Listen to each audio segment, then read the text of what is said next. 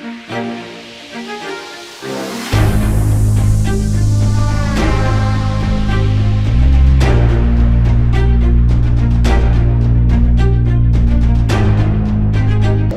me nomme Monsieur Luc Ilunga Chimanga. Je suis juriste de formation. Je suis chef d'entreprise de la société Milt International SARL et je suis président national du collectif des jeunes entrepreneurs œuvrant dans la sous-traitance et partenaire avec la RSP. Ça se passe à merveille, comme faudra-t-il que nous le disions, parce que nous sommes tous en train de faire en sorte que la vision du chef de l'État, qui est celle de pouvoir emmener la classe moyenne à un niveau assez élevé, puisse arriver à s'accomplir. Et c'est de cette façon que nous sommes en train de travailler tous ensemble afin de faire atteindre ce projet de société et une vie très visible en RDC. Merci pour la question. La question en fait a multiples volets en rapport avec le bénéfice sur les richesses de notre sol. Il y a une catégorie de personnes qui jouissent de cette richesse, ceux qui sont en train de travailler pour en jouir, et ceux qui se battent évidemment, et ceux qui sont protégés par le gouvernement. Mais aussi, pouvons-nous dire que c'est plutôt ceux qui sont en train de faire en sorte que le bénéfice vienne de ceux que nous avons qui peuvent en bénéficier. Il est difficile que quelqu'un qui est assis chez lui, ne fournissant aucun effort, ne bénéficie pas ou ne bénéficie de ceux qui n'a pas cherché ou de ceux qui n'a pas mérité.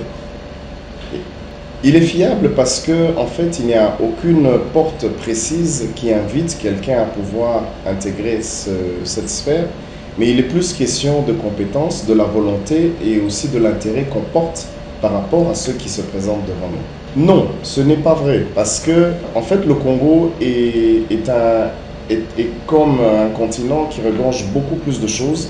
Il n'y a pas que l'aspect minier qui existe au Congo. Il y a beaucoup d'autres secteurs, le secteur agricole, le secteur de l'aviation, différents de transport, il y a beaucoup de secteurs. Mais en fait, c'est ceux qui ont décidé de pouvoir aller dans les mines qui sont plus intéressés et qui bénéficient. Et d'ailleurs, tout en étant là-dedans, on ne bénéficie pas comme il se doit. Pourquoi? Parce que c'est comme dans une arène où il y a un combat, où on doit se chercher de la place au soleil. C'est encore une autre paire de manches. Ça veut dire qu'on se bat, mais il faut aussi se qualifier. Et tout en étant qualifié, il faut rester dans le secteur pour bénéficier du fruit de ce qu'on fait. Merci pour la question. Faudra-t-il que vous sachiez autant que moi que dans un temps comme celui-ci, nous devons plus être patriotes. Ça veut dire dans notre notion de patriotisme, nous devons arriver à comprendre que plus nous travaillons pour notre pays et ce que nous gagnons, nous devons le mettre à profit pour que notre pays aille de l'avant. Vous comprendrez ou vous conviendrez avec moi que c'est dans ces moments que beaucoup sont lancés dans l'évasion fiscale par exemple et d'autres se permettent, s'il faudra-t-il le dire, arriver à gagner tout ce qu'ils ont et financer ceux qui sont ennemis de la patrie.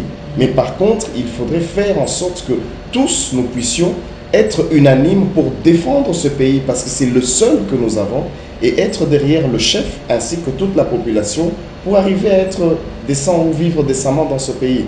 Dans cette période de guerre, il y a beaucoup de businessmen qui viennent bénéficier parce que c'est dans le moment où il y a une forme de désordre qu'ils se font de l'argent avec ceux qui sont désordonnés.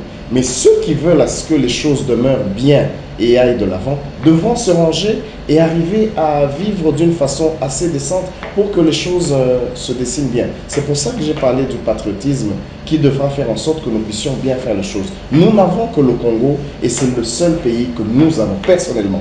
Il y a ceux qui ont des doubles nationalités, c'est encore un autre débat, mais moi personnellement, je n'ai que ce pays et j'ai l'obligation avec ceux qui nous accompagnent que nous puissions bien faire. Je voudrais ressortir un élément très capital. C'est vrai que le pays regorge beaucoup de potentialités, beaucoup de minéraux, mais il faudrait que nous arrivions à comprendre que nous devons être bénéficiaires de ce que nous avons. Qu'est-ce que je veux dire? Quand par exemple c'est l'ère d'un minerai quelconque, nous devons en bénéficier parce que nous devons faire référence par exemple à l'ère de la pierre taillée, à l'ère de la pierre polie. Quand c'était l'ère de la pierre taillée, ceux qui bénéficiaient de cette période ont bénéficié de cet argent et ont eu un niveau assez élevé par rapport à ce qu'ils faisaient.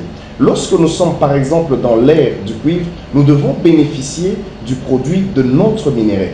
Parce que en fait, le besoin change en fonction des années. Mais plus nous ne tenons pas compte de ces aspects, nous restons en arrière et nous ne bénéficions pas. Je veux vous donner l'exemple. Voyez-vous l'exemple des Émirats arabes unis.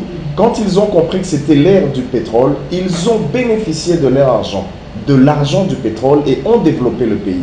Nous avons le minerai et la période de ce produit, quand il est là, il faudrait que nous ayons des dirigeants et ceux qui entourent les dirigeants, des gens qui sont aguerris et consciencieux de pouvoir faire bénéficier la population de ce que nous avons. Et ensuite, une autre étape qu'il faudrait comprendre, nous devons avoir des gens qui sont patriotes et qui font en sorte que nous puissions bénéficier des biens de notre pays. Ça veut dire ne pas brader le minerai à des prix moins chers pour l'intérêt des individus que l'intérêt de la population. Un autre élément, il faudrait que nous arrivions aussi à savoir, c'est que lorsque les étrangers viennent, il faudrait que le Congolais sache arriver à bénéficier son frère du produit de ce que nous avons. Ça veut dire, lorsque nous sommes dans des entreprises minières ou ceux qui sont dans différents aspects tels que les procurements sont congolais, lorsqu'ils créent des sociétés et donnent des marchés à des étrangers que de les accorder aux Congolais. Cela est aussi une grande forme de difficulté. Mais quand nous arrivons à être unanimes, voir le patriotisme, l'amour de la nation, l'amour du prochain, et je crois qu'il est possible que nous puissions bénéficier de cela et faire avancer notre pays. Je vous dirais que je ne peux pas jeter la pierre sur nos politiciens ou nos autorités, mais je dirais qu'ils essayent de faire ce qui est dans la mesure de leurs possibilités. Mais c'est plutôt nous qui sommes dans le secteur. Lorsque nous nous rendons compte qu'il y a des failles qui n'existent pas, nous fournissons des efforts afin de nous mettre à un niveau considérable. Qu'est-ce que je veux dire dans cela? En tant que président du collectif des jeunes entrepreneurs œuvrant dans la sous-traitance, nous nous battons à notre niveau afin d'emmener aussi des financements venant aussi de l'étranger comme de l'intérieur pour nous permettre à ce que nous puissions assainir notre milieu et avancer. C'est vrai qu'il y a beaucoup de structures qui existent, mais lorsque nous ne nous retrouvons pas, nous essayons de faire dans la mesure du possible que ce que nous avons puisse emmener le pays à un bénéfice quelconque. C'est dans cette dimension où nous devons comprendre que lorsque le père ne donne pas exactement ce qu'il faut au fils, le fils se bat aussi avec le père afin d'atteindre un niveau requis pour faciliter la vie dans la société. Oui, en effet, l'ARSP, elle est en train de pouvoir encadrer les entrepreneurs, leur porter secours dans la mesure du possible dans ce qu'elle peut faire, parce qu'il y a aussi des erreurs venant aussi des entrepreneurs quelque part, que l'ARSP ne connaît pas, mais lorsqu'elle découvre ça, on essaye de modeler, d'arranger les choses pour que les choses puissent s'améliorer. En fait, chacun fait son travail à son niveau, mais je pourrais dire que nous vendons d'abord l'image de notre pays, où nous devons dire en réalité que le programme du gouvernement qui a été mis fait en sorte que les choses s'améliorent. Auparavant, les entrepreneurs n'avaient pas tous les pouvoirs, n'avaient pas en fait tous les avantages requis auparavant, mais maintenant nous sommes en train de les avoir. Pourquoi? Parce que aujourd'hui nous savons avoir certaines preuves qui démontrent que le travail est en train d'être fait à un certain niveau, mais tout un chacun fait avancer son travail dans la manière du possible. Alors, faudra-t-il que la question soit un peu plus explicite quand vous parlez de recettes? Mais je voudrais déjà arriver à comprendre que les recettes ne dépendent pas totalement de nous. Pourquoi? Parce que nous vivons sous un régime où on appelle par exemple London Metal Exchange. Lorsque les prix sont fixés de l'extérieur, il s'avère que les prix des produits miniers retombent et d'autres encore remontent, et cela dépend des temps lorsque les choses se font. Et les prix des métaux influencent aussi le travail de l'entrepreneur dans le secteur minier évidemment, mais aussi dans le secteur par exemple pétrolier qui aussi amène de l'impact dans tous les niveaux. Ça veut dire le prix qui afflue dans le domaine a de l'impact pour ce qui est de l'entrepreneuriat par exemple. Mais lorsque nous essayons de nous ranger ensemble pour faire en sorte que les choses soient équitablement assises ou que nous essayons de comprendre qu'il y a une base assez solide, il est fort évident que nous puissions arriver à très bien faire notre travail. Écoutez, je voudrais en effet essayer de comprendre une chose, c'est que le code minier, lorsqu'il a été établi, il y a eu des penseurs qui ont été là. Ils ont fait, comme je le dis, un travail à leur niveau, mais c'est au fur et à mesure que nous avançons que nous trouvons des failles, et ces failles-là font que nous essayons de pouvoir conjuguer pour retravailler et faire une forme d'équilibre, notamment dans le climat des affaires, comme nous le disons. Nous aussi, entrepreneurs, nous fournissons des grands efforts pour apporter un plus, que les choses puissent s'améliorer. C'est comme pas très longtemps, il y a eu la révisitation sur le local content. Fort malheureusement, les entrepreneurs n'ont pas été représentés, mais il n'y a que certaines structures qui ont été là, quelque chose que nous décrions, où nous n'avons pas été vraiment conviés à ça pour que nous puissions emmener notre savoir. Ça a été une difficulté pour nous et nous sommes en train de fournir des efforts pour que ceux qui l'ont fait, nous les accompagnons, mais avec beaucoup plus d'idées d'apporter pour que nous améliorons. Ça veut dire que si nous n'avons pas été conviés à la table, nous n'allons pas détruire le bénéfice que le pays devra recevoir de ce qui a été fait. Mais par contre, même en sourdine, nous pouvons apporter un plus pour que les choses puissent s'améliorer et aller de l'avant. Ceci est en fait un souci pouvant nous permettre à ce que nous puissions faire avancer l'état de notre pays que de le critiquer et de nous battre contre notre pays. Merci beaucoup pour la question qui est très capitale. En fait, nous sommes plus dans le secteur minier, comme je le disais. Nous sommes dans la vente des chemicals, dans les produits chimiques en fait. Les produits chimiques qui sont très intéressants et très importants dans la transformation des minéraux. Et vous savez, nous sommes en train de créer de l'emploi et le peu que nous avons, nous sommes en train de le mettre pour l'intérêt de notre pays, notamment avec les fiscs que nous payons, avec tout ce qui en découle. Nous faisons de notre mieux afin que les choses se passent bien. Et à la longue, l'objectif principal est celui de pouvoir emmener les sociétés étrangères à pouvoir venir s'implanter en RDC. C'est vrai, avec la guerre, c'est à cause des effets de guerre qui font à ce qu'on semble dire que notre pays est instable et que c'est une zone rouge, mais nous fournissons des grands efforts. Nous représentons, notre société mixte internationale représente la société BASF. La société BASF, qui est une grande société allemande, qui a un chiffre d'affaires de 84 milliards l'an, et nous fournissons des grands efforts en RDC afin que nous puissions emmener un jour BASF à pouvoir s'implanter en RDC. Et nous représentons aussi une autre société chinoise qui est dans la vente des inhibiteurs de brouillard d'acide qui est utilisé dans l'environnement. Nous voulons les pousser aussi un jour à pouvoir s'implanter en RDC afin de produire ici sur place. Ce n'est pas impossible, mais il faudrait que le climat des affaires, que ce que nous avons ici au Congo avec les fiscs, avec tout ce qui s'ensuit, les influences politiques qui ne se doivent pas, que nous puissions arriver à maîtriser ces choses pour nous permettre de faire asseoir aussi des gros investissements dans notre pays. C'est vrai, vous dites que nous parlons plus de l'étranger. Aujourd'hui, par manque de produits made in Congo, nous sommes en train de prendre d'autres produits de l'étranger parce que ça venait de l'étranger. Nous les apportons, nous les emmenons ici en RDC. Question de pouvoir faire réussir nos projets et finalement, comme je le dis dans pas très longtemps, avec le souci de pouvoir faire le Made in Congo. C'est vrai, le Made in Congo existe avec les startups. Le Made in Congo, existe avec certaines entreprises qui sont en train de mettre la main à la pâte pour améliorer les technologies. Qui est derrière la volonté du président. Bien sûr, et nous sommes... Mais bien sûr, et c'est pour ça qu'avec cet esprit, nous tous, nous sommes en train de nous battre. Question de pouvoir emmener les capitaux frais de l'extérieur avec notre expertise pour nous permettre de grandir. C'est vrai, dans ce que nous manquons, nous sommes en train de prendre la technologie d'ailleurs pour emmener dans notre pays afin de pouvoir aller de l'avant. Nous ne pouvons pas dire que le Congolais ne produit pas, mais nous devons arriver à pousser le Congolais à produire plus et à consommer ce qui est congolais. Et voilà une raison de plus quand nous disons, nous devons avoir l'amour de la patrie où nous sommes en train d'encourager le Congolais à pouvoir consommer congolais. C'est par exemple dans le jargon quinois pour dire que Congolais a fou la Congolais dans ce contexte-là, qui fera à ce que nous puissions vraiment être des vrais patriotes et des gens qui sont en train de consommer ce qui est congolais. Je voudrais en fait vous rappeler une chose. C'est vrai que la guerre existe. Nous pleurons et nous prions pour nos frères qui sont de l'autre côté où il y a la guerre.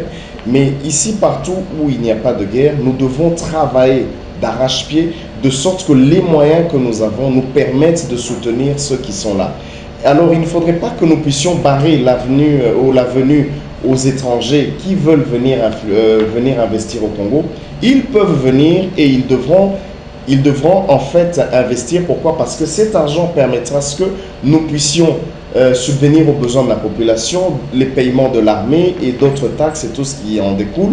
Et nous ne pouvons pas en fait dire que le Congolais est dans une guerre générale, parce que c'est comme qui dirait nous serons en train d'encourager ceux qui viennent nous agresser qu'ils sont tellement forts que nous ne pouvons rien faire. Plus de l'impact dans le secteur. Oui, c'est vrai que ça a de l'impact, mais n'oublions pas que le président travaille d'arrache-pied ainsi que tous ceux qui sont dedans. Nous devons arriver à ne pas nous tuer nous-mêmes en interne, mais arriver à développer ce que nous avons pour pouvoir nous permettre à ce que nous puissions vivre.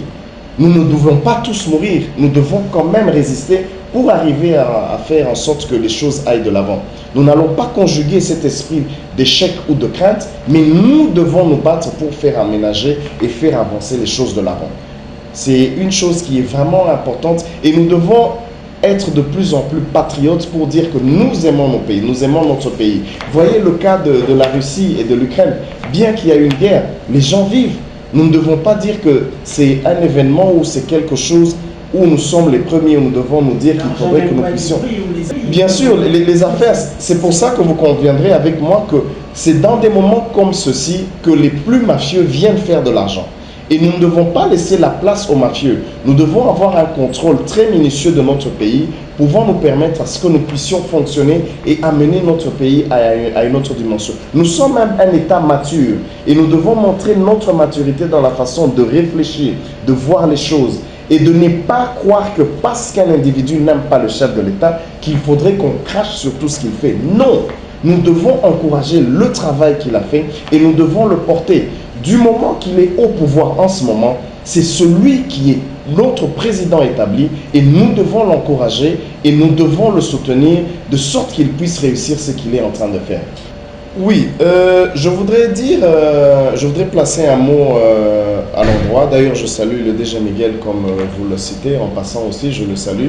Il est en train d'abattre un travail dans la mesure de ce qu'il est en train de faire. Quand j'ai dit qu'il y a une mesure, parce que il rencontre des défis, il rencontre beaucoup de choses et chacun joue son rôle à son niveau. C'est comme une partition musicale. Avant d'avoir une mélodie, il faudrait que chacun y amène quelque chose pour arriver à stabiliser les choses. Il fait son travail, nous les entrepreneurs, nous faisons notre travail, mais aussi faudra-t-il dire que nous encourageons son travail parce qu'il a emmené d'un point A vers un point B et ainsi de suite. Et pareil, nous sommes en train d'évoluer ensemble et nous louons son travail et nous sommes en train de nous battre pour que les choses arrivent à la dimension que nous espérons nous tous. Alors, cette question, elle est vraiment très, très pertinente. Pourquoi? Parce que à des moments dans notre pays, nous commettons des graves erreurs dans le sens où les politiciens prennent en otage la vie en société. C'est qu'aujourd'hui, c'est les obédiences politiques qui emmènent des gens à pouvoir arriver à participer dans l'évolution de notre pays. Et ces gens, dans la plupart des cas, n'apporte pas toujours une nouvelle solution par rapport à ce qui devra être fait. Ça veut dire les mêmes personnes ne devront pas emmener une nouvelle solution. Parce que c'est les mêmes individus qu'on reconduit d'une autre façon et ils n'apportent aucune nouvelle solution. Je pense que la nouvelle donne qu'il faudrait faire, c'est d'emmener une nouvelle crème dans la classe politique, des gens qui connaissent les mines, qui savent ce qu'ils recherchent en ne cherchant pas toujours à nourrir leur parti politique, mais à travailler pour l'intérêt de la population.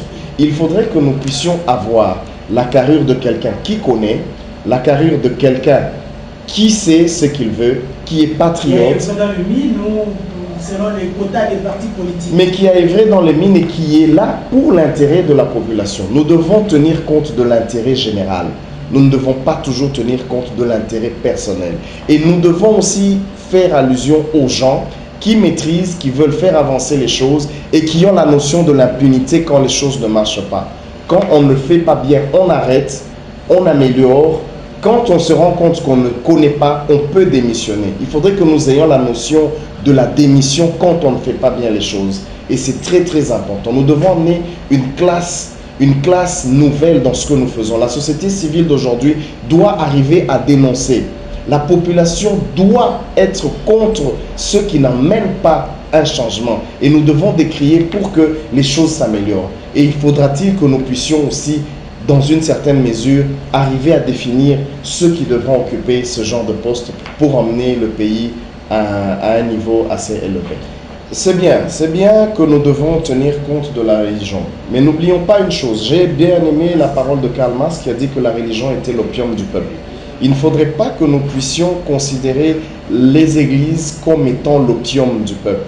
Il faudrait que nous arrivions à comprendre que les églises doivent emmener de l'impact dans la vie sociale. Et l'impact doit plus être positif, et cet impact doit nous emmener à quelque chose qui fait avancer les choses. Et de ce fait, il faudrait que ces consultations arrivent en réalité à apporter un plus. Non pas faire une forme de consultation pour remettre les mêmes acteurs politiques qui ont été mécontents avant à revenir afin de se partager le gâteau. Non, emmenant des gens qui peuvent emmener un plus. Et je pense que ces gens, c'est vous et moi, qui devons faire en sorte que nous puissions emmener un nouveau son de cloche qui ferait à ce que ce mandat puisse être différent du premier, où nous allons nous dire qu'en réalité, nous avons vécu avec quelqu'un qui nous a emmenés d'un point A vers un point B. Et je pense qu'il faudrait que nous puissions aider ces différents acteurs à arriver à comprendre que tout un chacun a une pierre de plus pour emmener à l'édifice de ce beau pays qui est la RDC. Le seul que nous avons et que nous devons léguer à nos enfants. Je voudrais en fait rappeler les jeunes entrepreneurs que l'entrepreneuriat n'est pas une caserne de ceux qui ont échoué ou qui ont besoin de la pitié pour pouvoir s'y réfugier. C'est un secteur, le travail est quelque chose qui anoblit. Et c'est en fait, il faudrait se battre pour arriver à être à la hauteur. Les entrepreneurs ne devront pas pleurer pensant que c'est comme de la manne qui tombe et nous devons tout récupérer et être dans le niveau qu'on se dit, soi-disant qu'on créera des millionnaires et ça sera comme d'un coup de bâton magique. Il faut travailler, il faut être à la hauteur, il faudrait faire ses preuves et après qu'on ait fait ses preuves, il faut savoir se maintenir et il faut travailler avec la stratégie et il faut savoir que il n'y a pas de pitié dans ce que nous faisons, mais c'est le travail, c'est la distinction et aussi c'est le savoir-faire. Ça veut dire, si vous ne connaissez pas, vous pouvez être formé. Et quand on vous forme, il faut faire preuve et arriver à être à la hauteur. Quand nous nous battons pour arriver à une forme de dimension quelconque, ça veut dire que ce n'est pas du gâteau et ce n'est pas l'armée du salut. C'est un travail de chaque jour où nous sommes en train de nous battre et nous faisons nos preuves et nous avançons. Plus nous pensons que c'est comme à l'église, nous allons continuer à échouer. Nous devons nous dire que dans l'entrepreneuriat, c'est le travail, c'est l'abnégation, c'est le courage, c'est la volonté et nous devons réussir. Comme vous l'avez dit, en République démocratique du Congo, la société Milt International est enregistrée en RDC, travaille en RDC, mais plus en ce moment-ci dans le Katanga, où nous nous sommes basés par rapport aux opportunités d'affaires qui se présentent. Mais si les opportunités se présentaient encore ailleurs, nous pouvons travailler partout. C'est une société congolaise et qui n'a pas de frontières. Ça veut dire, tout en étant congolais, je peux travailler partout sur le territoire congolais sans aucune restriction. Bon, la question elle est difficile, elle est compliquée, mais elle est faisable. Ce que je dis, je crois en ce beau pays qui est la RDC. Je sais qu'un jour cette guerre prendra fin et je sais que avec le président que nous avons, que nous soutenons, que nous aimons bien, il pensera à nous de sorte que nous puissions bien faire les choses. Sur le président de la République, s'il faudrait le dire, nous sommes là pour vous accompagner. Les compétences ne manquent pas. Mais faites en sorte que nous puissions réussir. Nous réussirons avec vous et le Congo ira de l'avant.